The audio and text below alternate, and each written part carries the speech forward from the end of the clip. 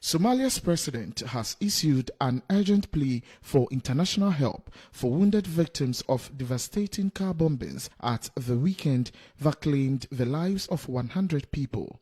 The government put out an appeal for blood donations, with dozens of people gathered outside hospitals in the capital, Mogadishu, seeking news of family members.